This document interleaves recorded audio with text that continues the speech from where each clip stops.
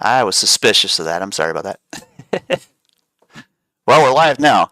Sorry about the All snafu, right. guys. I hit the wrong stream key. There we go. So that part didn't get recorded, but we're looking at some resistance points on SPY. We're looking to maybe reject here at The just so one of these points. everyone knows, the non-recorded part, you nailed the market perfectly.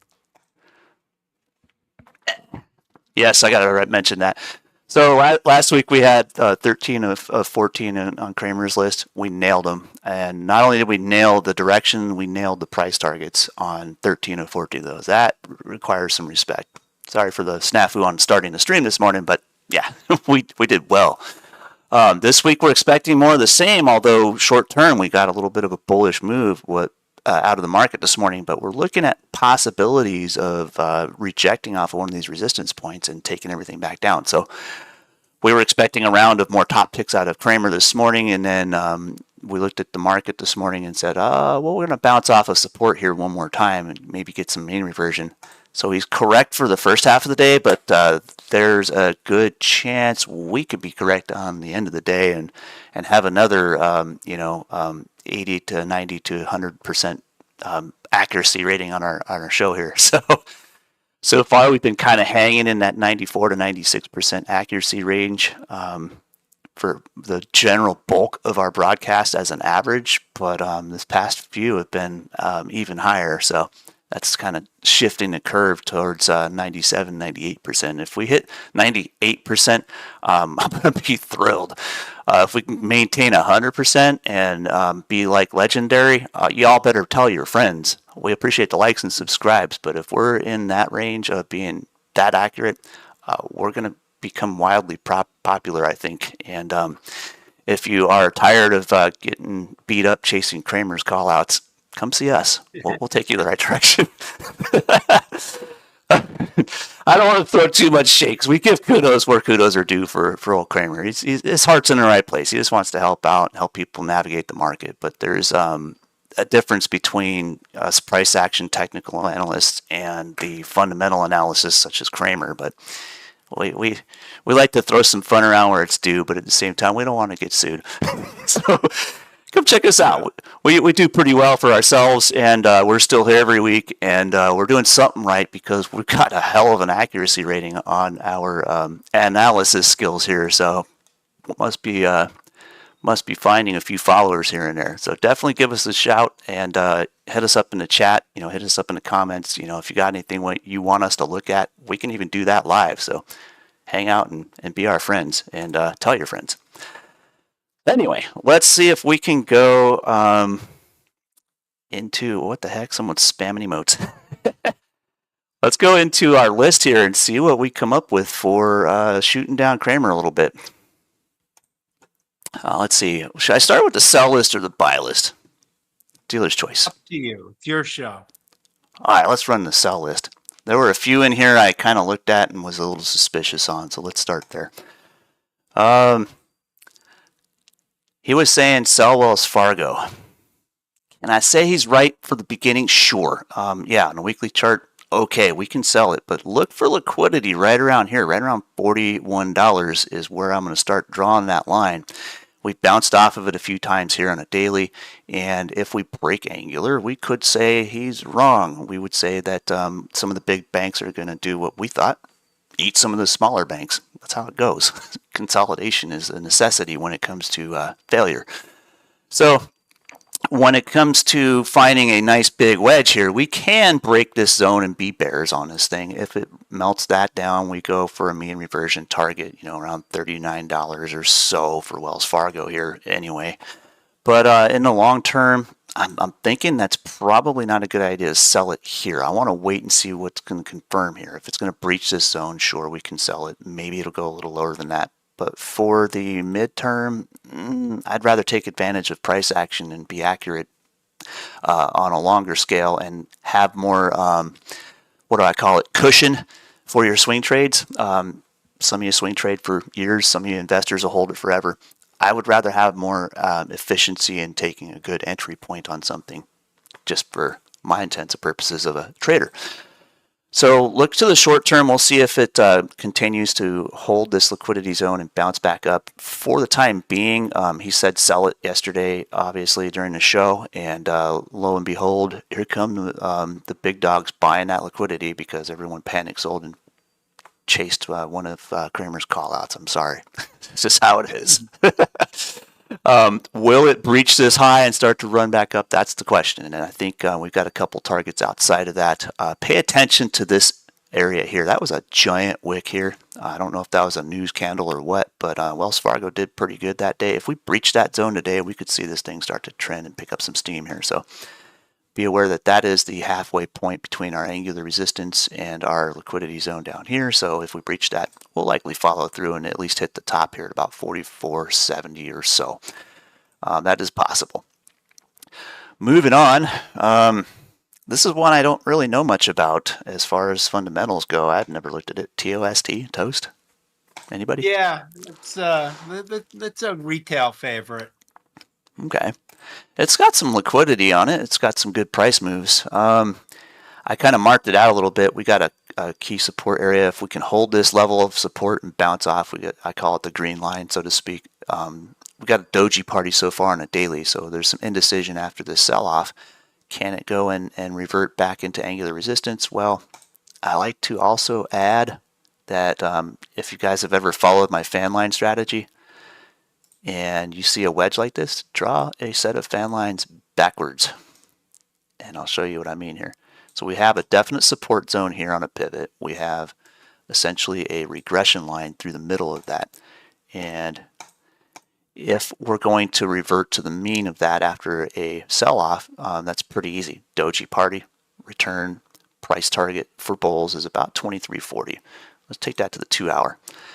So if this holds, and there are some buyers here. You can see some strong buyers here. Cramer said sell it. Here comes the big money, buying that liquidity. If we breach that, I would watch the 50-day here. This does look like a short to me at the moment, unless it can pull an undercut and rally at the 50-day.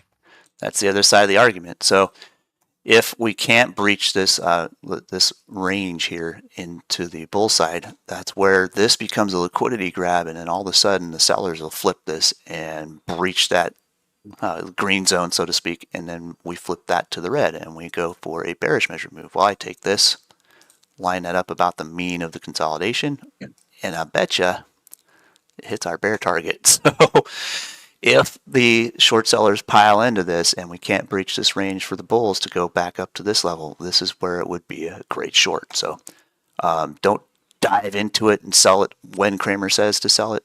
Wait for the price action to tell you when to make your move, because you would rather have a little bit of a degree of certainty or higher probability in your trades.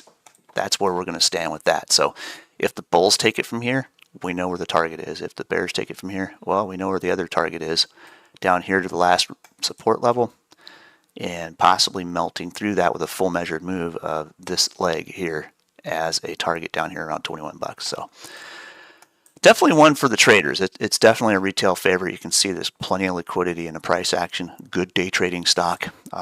Probably has a decent options chain I haven't looked at, but it's not one that's popped up on my radar. I think this. I do think this typically trades pretty well in the options.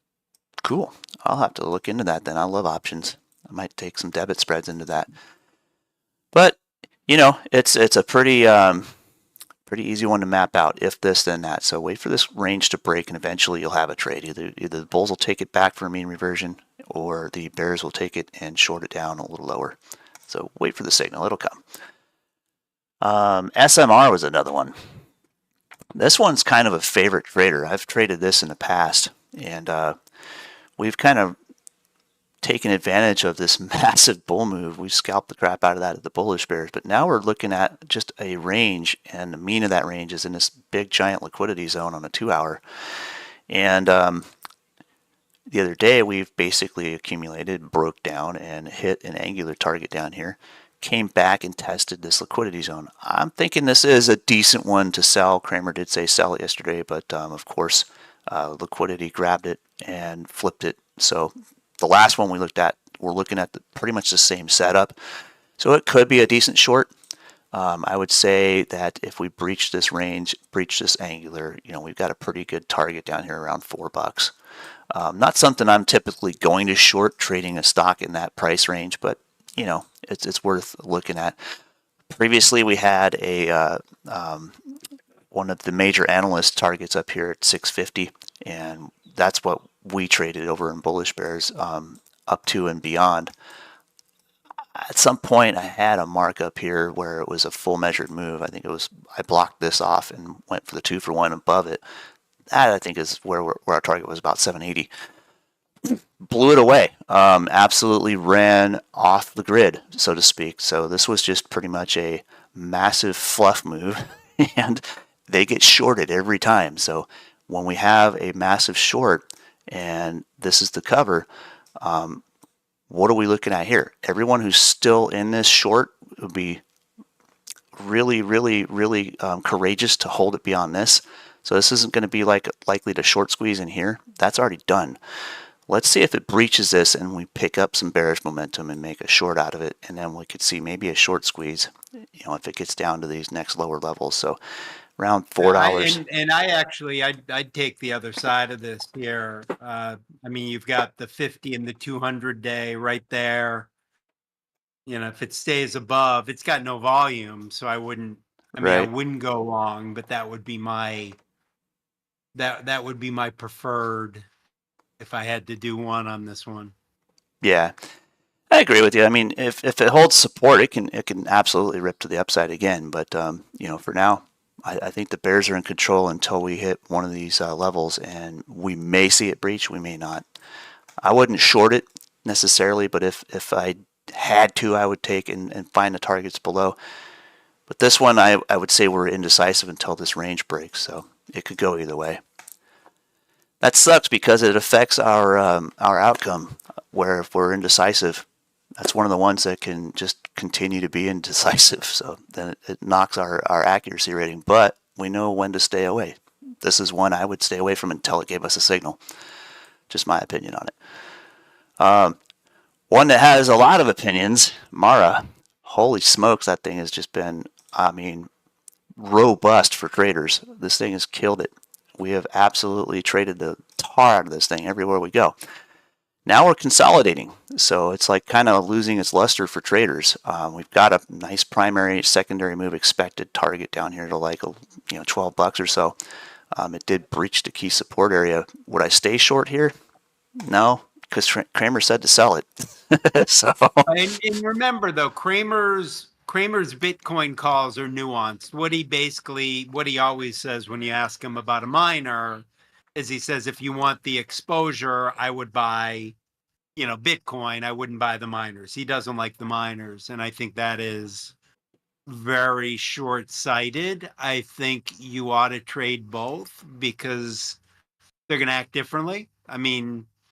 It's not unlike gold and the gold miners. I trade both of those because they're going to trade differently. Occasionally they'll diverge, but typically you get more bang for your buck in the gold miners. Same thing here. You get more of a move in the crypto miners than you do in the crypto, but they can diverge. I would trade both. Absolutely. And I love trading gold miners, by the way. It's one of my favorite things. Gold miners are my favorite things. And it's great because the percentage of the move on most of them is where the money is. And if you're a trader who doesn't sit there with your P&L on your screen all day long, you're looking at percentages. That's what you want to focus on trading a chart. So the higher amount of bang for the buck, or the best risk to reward ratio, is going to be in those percentages. And miners usually are going to be a lot less than the actual product. So gold trading at $2,000+, not everybody can get into that anyway, but the percentage that the miners will move, some of these miner stocks, junior miners particularly, trading between $5 and $20. $5 move, that's a 25% move on a $20 stock. That's a good return. So your percentage swings are going to be much more high performance than they would be just trading the product itself. Same with Bitcoin. Here we have MARA, nice percentage swings, pretty much right in that between $5 and $20 range. Beautiful stock to trade. Retail loves this thing.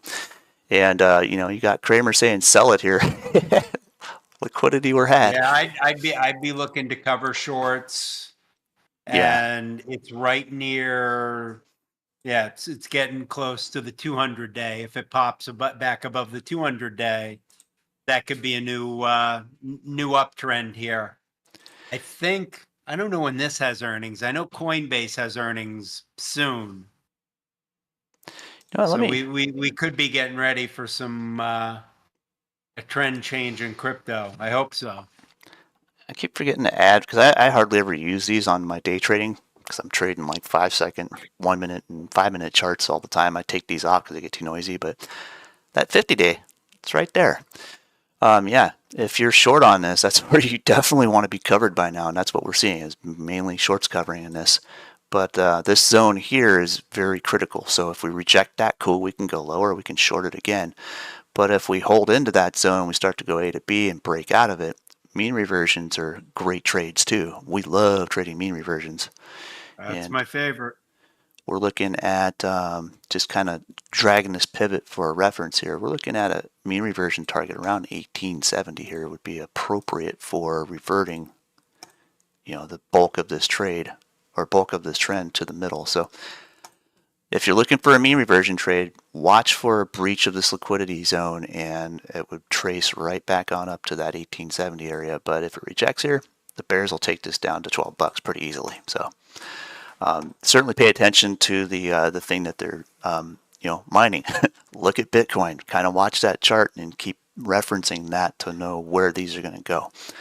So you certainly want to pay attention to that. Everybody was panicking as Bitcoin broke 60,000, and all of a sudden, shorts were covering. Same in this chart. It happens. You got to be ahead of it. Can I say that we would have a definite price target on this thing?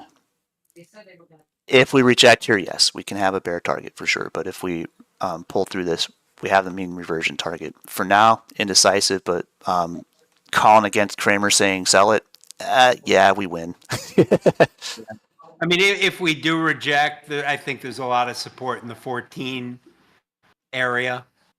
Yeah, there's definitely accumulation in that range. So I could see that as being an excellent, appropriate support area.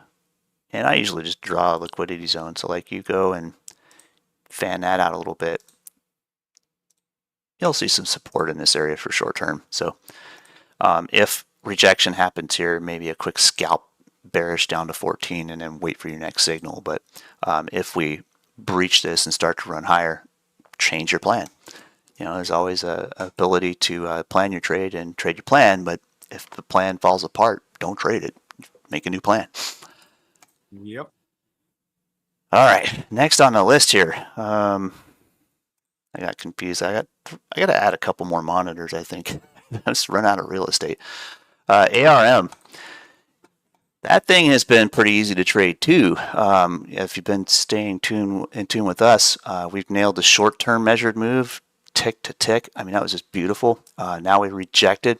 We're coming back down. We had this come up, I think it was on last week's list as well. I think Cramer was saying, was he saying sell this one or buy this one last week? I can't remember. I don't remember last week. Last night I mean, it's a stock he likes. He just thinks it may end up down around 80, which is interesting because if you look at the chart, that would be my level. I mean, you've got 94, and then after 94, you've basically got 80. So, I mean, I wouldn't disagree that it could end up at 80. I think you had the ASML earnings, you had Taiwan Semi's earnings, and and we wrote about this in our newsletter this morning, where rates have stabilized somewhat, VIX has stabilized somewhat. Now I think the driver, for the short term in the market's going to be the semis. If they come back up, ARM's going to come back up with them. But if they tank, yeah, and it blows through 94, yeah, it's probably going to see 80. I can agree with that. And we were looking at this, I think, last week, whether it was on our broadcast or in the Bullish Bears group. We were looking at it rejecting this previous one-for-one measured move setup for the Bulls. And in the short term, we were looking at rejection up here. So once it breached support here, which it did, yesterday, that would be the signal. It made a full block move. Essentially, if I blocked out this bar, this is the repeat bar. So that's been a measured move down to mean reversion of this guy here. So this is the current liquidity zone. You can see a wick popped right to the base of that, snap back up. If it holds here, it can go for a mean reversion back up to this 121.50 area, but I'm kind of doubtful. I think we're more likely to make a bearish measured move. So watch for this liquidity zone here to crack at about 103 or 102.50. And if it gets loose, yeah, we got a pretty easy bear target right down here. We got 90, and then 80 is definitely appropriate down here. Just looking left. Yeah, I would say maybe Cramer got this one right to say sell it, but we can of course see as soon as he did, there was a quick liquidity grab in there, and that's what happens when Cramer talks about it. He's got enough followers where a lot of people will provide some volume and liquidity to that, and then guess where the smart money goes? It takes advantage of that liquidity. It's right here in a chart. So we have that long wick right down to the base of that liquidity zone, and that's why I love marking these out. Anytime I see a big wick, I mark it out with one of those and drag it across my chart, sometimes for months on end, and they usually work out. Here's that wick, and effectively, here we are. So when you know where those zones are, you know where the smart money's thinking, and it's pretty easy to make trades off of it. Breach this zone again, sure, we'll follow through with that, with both bear targets. And then I always kind of like taking a line across the half move too. So short term, we could see, brief support here around 97.80 just as a half step measured move, because this is quite parabolic. It's already basically made a full, one for one from this whole trend. So in this area, we could find some support on the extensions as well. So it's good to map those out and kind of know where they are. But for now, I think we're going to remain bearish on this thing until we see something that would suggest a mean reversion. So I can agree with him, I suppose, but in the long term. Yeah, and I could, but you could easily see semis turn, and and this goes right back up. True that. And looking on the shorter term, I mean, you can pretty much see it right here as a mean reversion target as well. So we could see the bulls pick this up off the bottom here, bottom fish it, so to speak. You can see the angular's been breached right now on the 15-minute chart.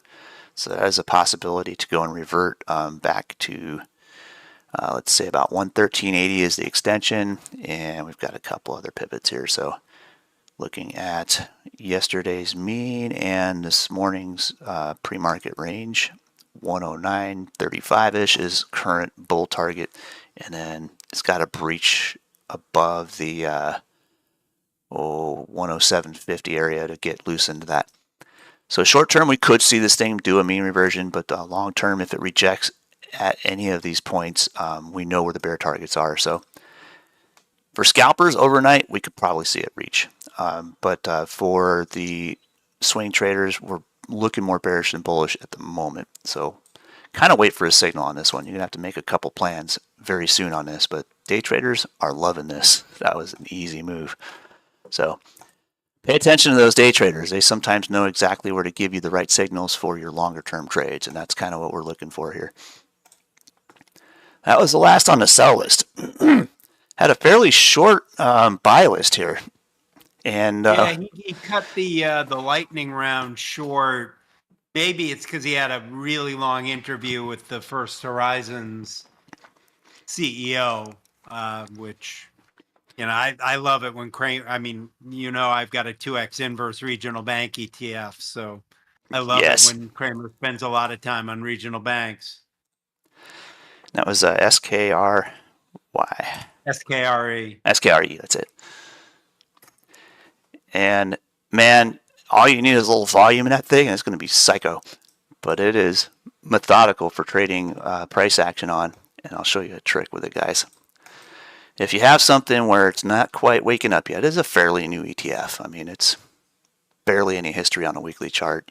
The daily chart, it's not a lot. Volume's picking up. I mean, our average daily volume's now 40,000 shares. That just keeps creeping up slowly but surely.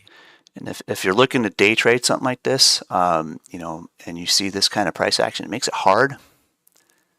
But I'll show you a shortcut. Bing! Throw on your HA candles. Aha! Now you have something you can trade. Keep in mind that HA candles are not range candles. They're not going to give you all those levels for support and resistance.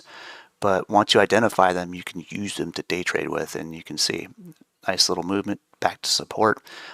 If the regionals start to really tank, this is where you're going to look to get in on this thing at about 28 bucks. Long this, it's short regional banks.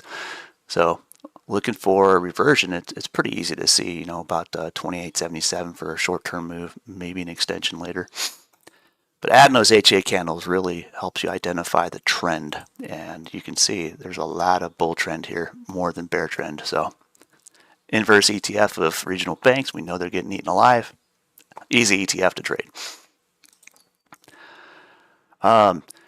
Let's look at Wells Fargo.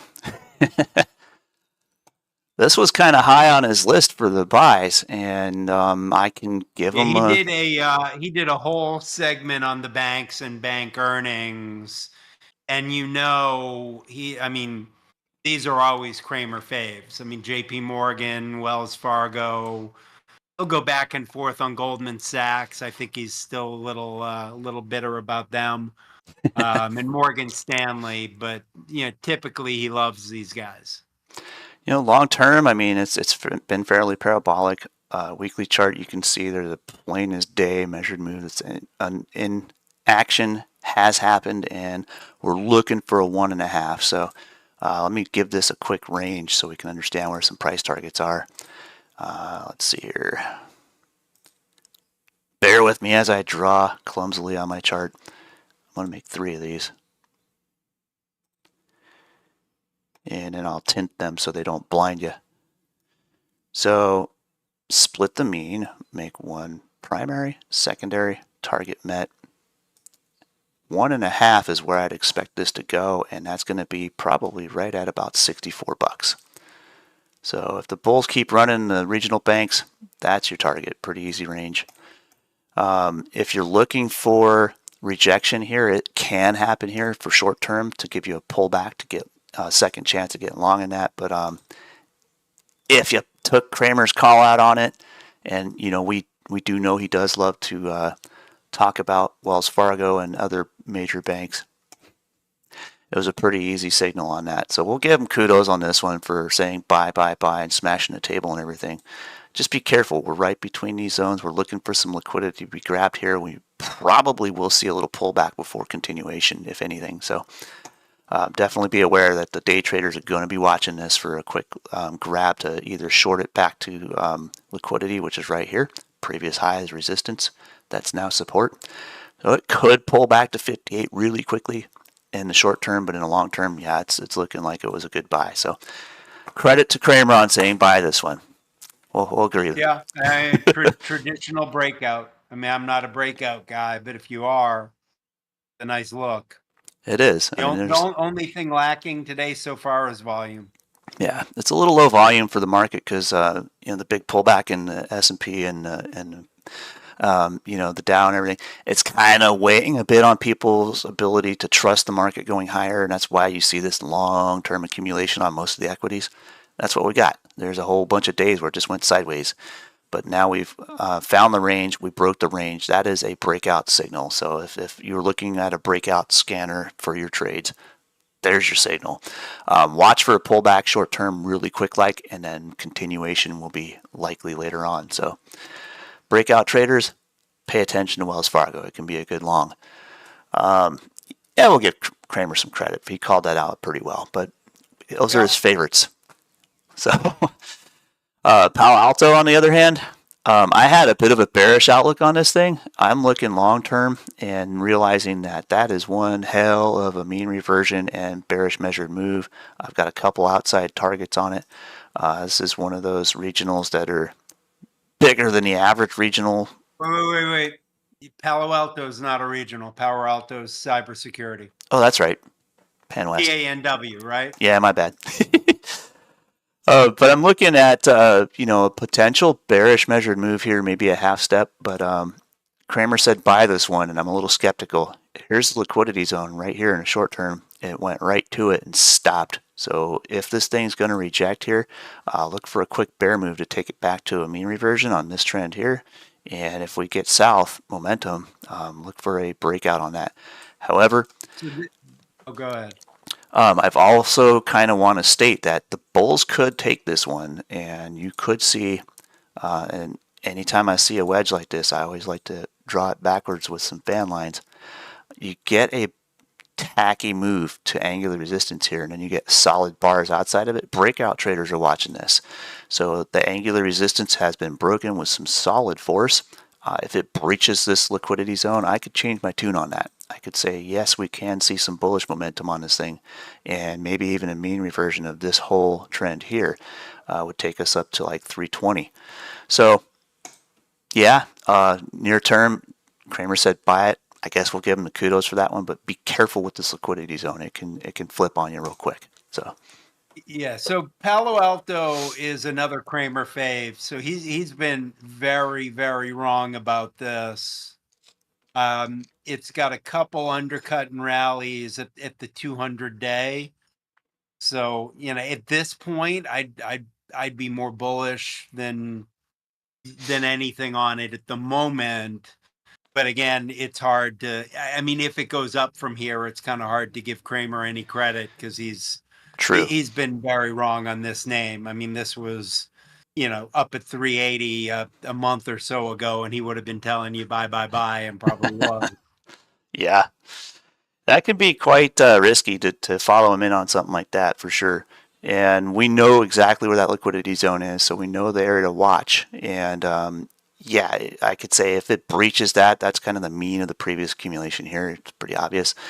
Sure, it can be bullish, but definitely be careful because this thing can flip on a drop of a hat. As you saw this massive gap down on earnings here. Um, Careful. There are some traders that love to scalp this thing long or short. It is definitely a good retail favorite. And the options chain is awesome on this thing. It's high priced, but spreads are killing it. So I do trade this from time to time. And if I'm looking for a short, I'm going to watch this area very carefully to see if we get a mean reversion or if we breach back into angular here. But I always draw these backwards. I always step that there's a quick measured move from mean line to angular resistance outside with full bars. Typically, once its target's met, sometimes it'll flip. It'll go back and retrace that. Anytime you see an angular resistance break, it's very typical for price to come back and test it as support. Kind of a normal run. This is the zone to watch. These are the levels to watch. So definitely be careful if you're going to go and invest in this thing long term and follow Cramer into a bull trap. So it can happen. Morgan Stanley. That's his, I guess, the least favorite of his favorites. He loves to talk I about would it, but say so. That's the one he's got the more cautious comments on. I mean, looking long term, I mean, no one's going to ignore this giant double top look to it here. But at the same time, that's more of a wedge. It's consolidating here. So when you trade a double top and you don't breach the critical support area, which was here, it bounced off, that double top can fail. So yeah, we can say the bulls are trying to take this, swing it up to 92, 95, maybe on an extension. But in the meantime, be careful because there is some pretty choppy price action here before it. Back in the day, it was easy to trade, but here, this is very difficult. So unless you've got skills to scalp the tar out of this thing, be aware that it can make some very sudden moves and burn you for a swing trader. So, Yeah, I mean, I'm looking. There's an undercut and rally at the 50 day. If I had to take a position, I'd go long. But just I mean, there's nothing here that is interesting to me in any way, shape, or form. Yeah, this falls into And my yeah, stay this stock away. has gone nowhere this year. Yeah, it spent the whole year going sideways. For me, it's definitely I would rather stay away from this than trade it. Just Yeah, agreed. I just don't like that chart. For a while, it was decent to trade, a couple of swings in it, but now, that's garbage, man. There's better things to trade. Go and look somewhere else. Don't look at Morgan Stanley. Goldman Sachs, on the other hand, that has been primo. Decent breakout trade. It's made a 1.5 step from the angular breach here on the weekly. Monthly chart, I have a massive blocked out move here for a measured move. It's hit the halfway target and it's accumulating there. So this will be the point to watch for either continuation to run on up here or rejection to go and retrace. And in the shorter term charts, it's looking like retracement's already underway, and we could see this thing reject the angular here and start to head south. So be careful. This looks a lot like one that Cramer would chase and get burned on. So be cautious with this one, but it's been a great trader. I mean, it's easy to swing trade this thing. Overnight holds are great. Day traders are loving it. It's a pretty good stock to trade, but for here, this is where you're going to be very cautious on this thing. Either it'll make an outside move and run on up to the next target at 414, or it'll reject here and come back and retrace 396.50 or so.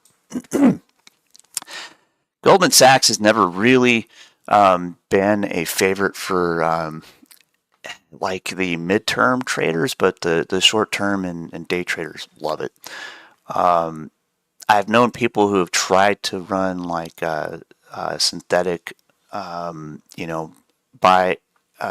sell, where you buy the leaps and you sell the short terms. Buy and write. That's the strategy. So it's a synthetic long, a synthetic covered call strategy. I've known people who've tried that with this one and just not been very happy with the results on it. So it's one of those where the volatility in it for day trading and swing trading is just too much, and synthetics are just not worth it on this thing. But it's definitely a good trading stock. Yeah. Yeah. I mean, to me, you could go long right here. You've got some volume. You have an undercut and rally at the 50-day, the 10-day also. So you could see it, go up and retest the highs and break out above those. Oh, Possible. definitely. In the angular, it's right here. So if we start to breach this, 406.50 area, we could see a breakout trade. So it's got the potential, but just the recent daily chart, it's a bit choppy, so just be careful. This will be more up to scalping until we breach this point. Watch for momentum. Ford. One of my favorite stocks to teach option strategies on is kind of hanging. It hasn't really been interesting to trade options on lately because it's got all kinds of weird strikes, like 1285 and 1245, just weird numbers that just don't make sense on the options chain. I don't understand why the heck that even happens, but it's lost my interest this year so far as being a platform to teach option strategies on. Darn it! But the price action is still pretty key on this thing. It does still trade like a decent chart. Being that we have the expansion all done with here, I think we have the left side of a diamond pattern, so watch for compressing price action going into the following weeks. Then we might see either a breakout trade or a reversion trade. So we've already gotten our bullish measured move target met. There's a liquidity zone right in the middle and it's quite broad. We're approaching this critical support area now. We could make a quick move right down to the previous low, about 1060, 1050. Or we could hold here for a bounce and mean reversion back to 1273. Kind of lost my interest for options trading, but again, it's a decent day trading stock. So, I don't know that I'd invest in this thing to sell covered calls on either. Yeah. I mean, there's nothing here that I would be jumping up and down about, either way. The short was earlier in the month. I mean, could you go long here with the 200-day as a stop? Yeah, but not that interesting. No, I mean, yeah, you can scalp it, but it's just I don't know, man. It's kind of losing my interest for pretty much everything. I mean, you can still day trade it if you're pretty good with short term price action. But dude, this is like a barcode. It's so hard to day trade this thing. It's lost my attention for being a good options trading platform. I'll have to find something else. Mhm. The fact that There are Kramer plenty said of fish in the sea. the fact that Kramer said buy it, well, people got chased in and out of this thing today, so it did have some liquidity today, but it's staying in range, so it's not really all that epic. Yeah, Long-term and investment, Ford's another Cramer fave, so he's always going to tell you to buy it. of course. Long-term investment, though, I would say it's going to start to tighten range. Maybe it'll give us a big, long, drawn-out diamond pattern like it has in the past, and eventually become a interesting stock to trade again for the swing trader. But for now, it's on my I would rather stay away type of list. So it's Yeah, it's mine too. it's finding that spot. A couple others to mention here. He had an oil refiner, and then he also had whatever the heck these guys do. FHN, First Horizon. Is that another regional bank? First Horizon's a regional bank. Okay, So, and that's one that, had some troubles last year and has recovered with the entire group. It's bumping up, it bumped up against the 50-day and moved back below. This to me is a short. And, we know Kramer's track record on the regionals. even the weekly says shorted. Let's look at the 2 hour. We've gone into this pretty bearish move. We've made a mean reversion with a wick here and rejected it very cleanly. Now we're rejecting the 2 hour 50 period here. We might get a decent short entry out of this and run it down to about $14, maybe an extension to about $13.80 is in order. So yeah, I could say it's a good short. Would I trade it though? Maybe. Yeah, I mean, I think there's other stuff to short. I mean, you could short the Cree by buying S Cree, of course. Right, Zion's always a good one for a short. You pretty much the problem with shorting regional banks is there's only a handful that have, the options availability to do it. right. And First Horizon is one of those that could do that. I mean, they've been great trades in the past, but at this point, it's consolidating. Wait for a break. You could see a good long or a short out of this for a reversion or a short, but for now, it's looking more like a short. Um, I'm kind of mixed on whether I'll trade this one or not. I'll look at it, but I'll keep it on the radar. I'll watch it for the week. But for now, I think it's going to be critical to see if it breaks this particular angular right here that I just identified. Watch for the move to finish down for the middle of the day, probably about 14.25. If it breaches that, we could see a good overnight short, maybe run it down to like 14.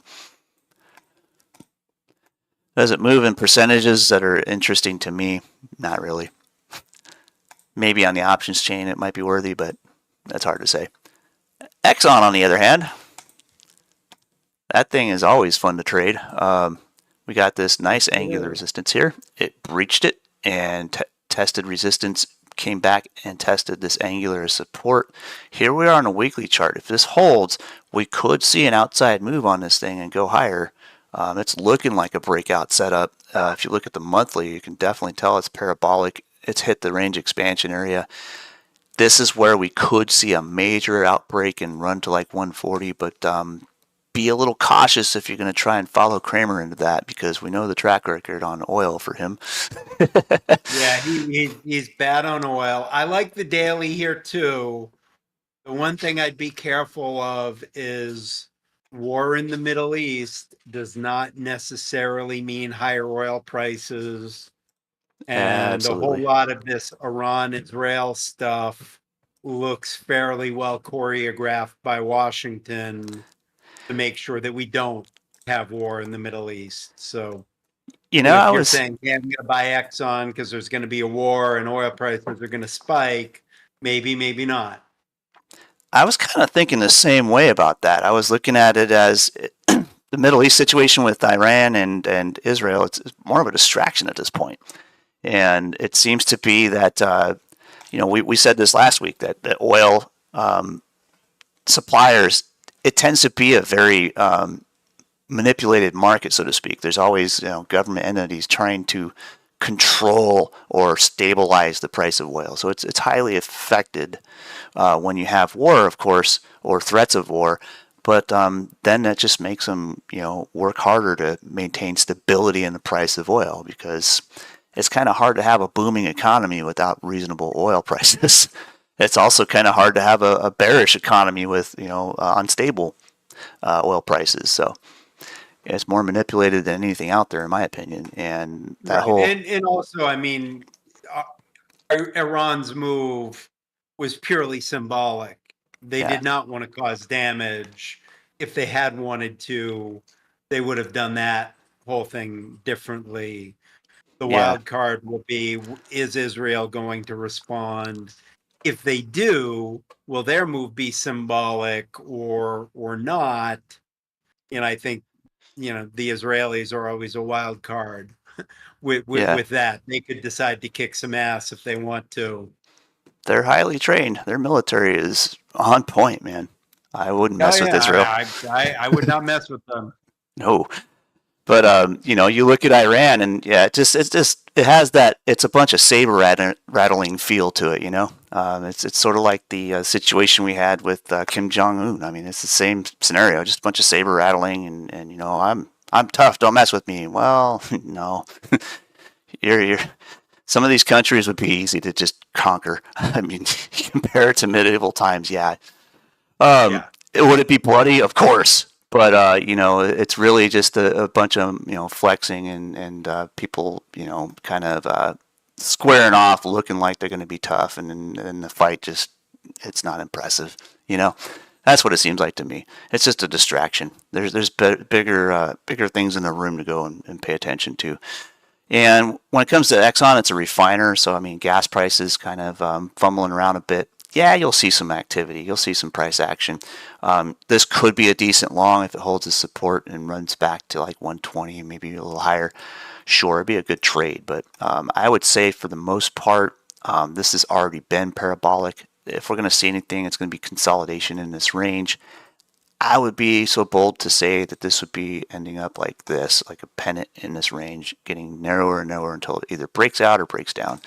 This is where we would see the liquidity in that. So let's see if the buyers step it up and make a bull move, up to like 120.80, maybe even to 122.20 on the extension over the next few days. It could happen. Certainly, whenever there's turmoil in the global market space, like we see with this saber rattling, of course it'll push prices around. That's just how it goes. Again, when you see a wedge, draw it backwards, find the middle of that, and know where your targets are. It's pretty obvious. Day traders and swing traders alike will be looking for these levels. Anyway, we got anything more to talk about? I know that was kind of the end of the list as far as the Cramer tracker goes.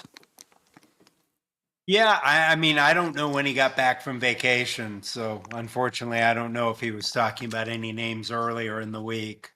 I just, for what I thought he was gone all week, and last night he said, "Oh, I came back early because of the market decline." So hopefully, he'll come out bearish and save everybody. Hopefully. Yeah, I mean, he had kind of a mixed list of buy and sell, and give him some credit for short and medium term, sure, but I don't know if he's going to be able to flip his script next week or not. With a bunch of earnings coming out, it's going to be anybody's guess. But us technical traders are looking at let's stand off of things for a while, and we've got a lot of that on our list of things we would stay away from.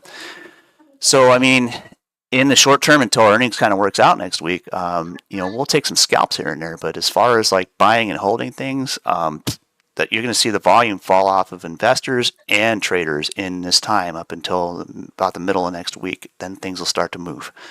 So Can I make Keep an eye on the semiconductors and keep an eye on rates. pretty much it? Once you see movement one way or the other, there'll be some better trades. So this week, I think we're going to look at more of a draw. Our accuracy should be pretty sustained in there for when we made some call outs today. There'll be some decent swing trades, a couple. But for the most part, it's going to be kind of a ticky-tacky, low volume week. It's going to be hard to follow, hard to trade. You'll make some moves here and there, but just be cautious more than anything in this particular time frame.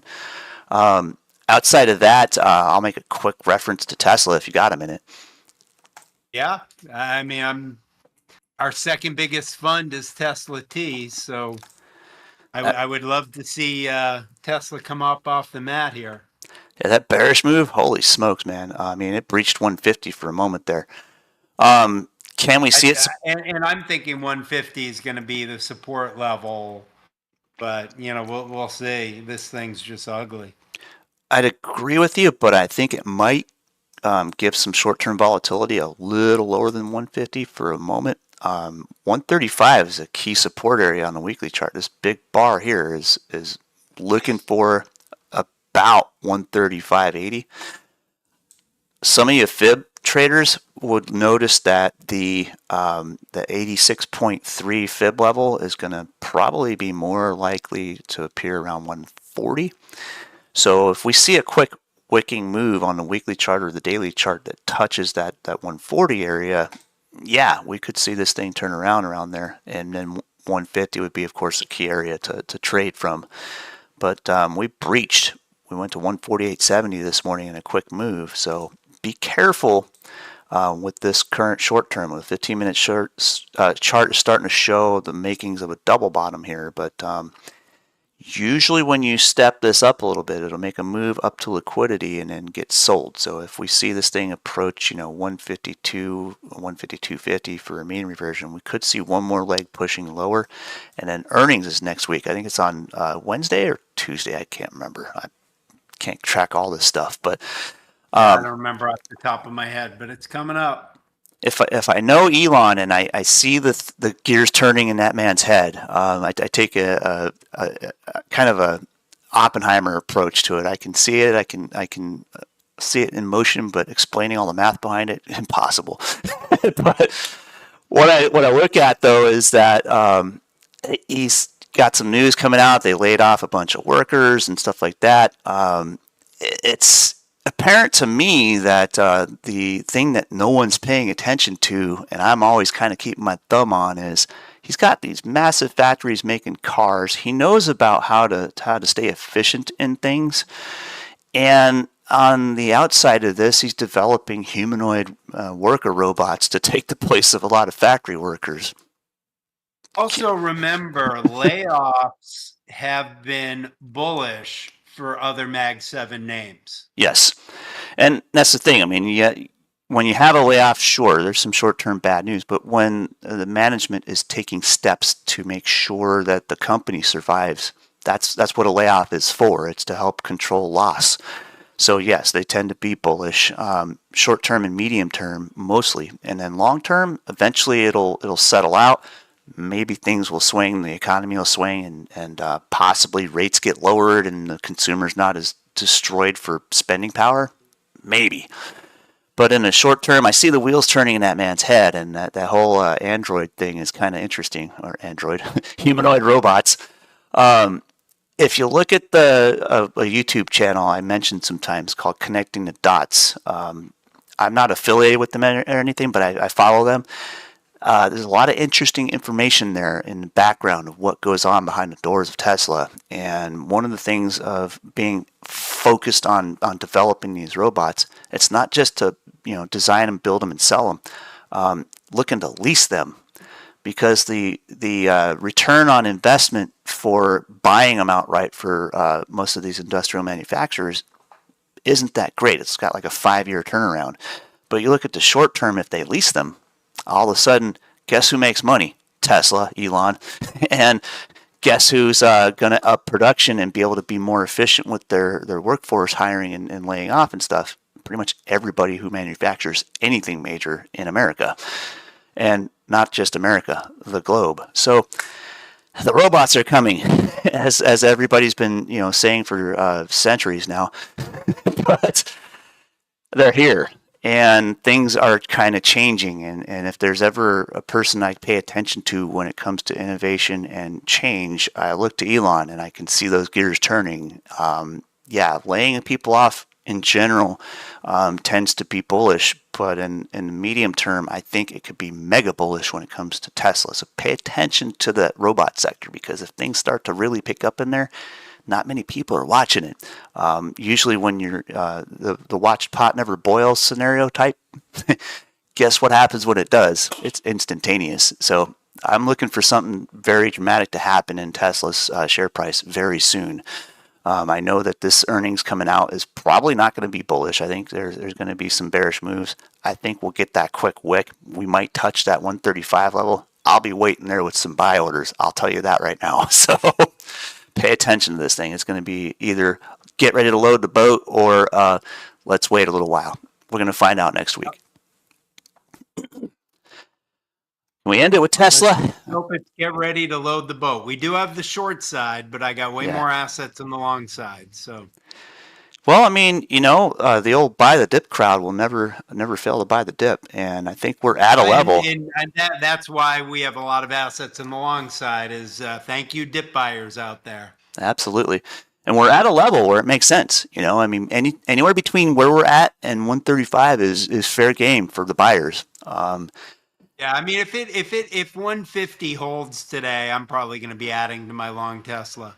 I'd be in the options chain on that. I would be anyway. In Tesla T, I don't know if you look at it, but that's actually got a nice option chain. Yes, it's starting. That I do trade when I want Tesla.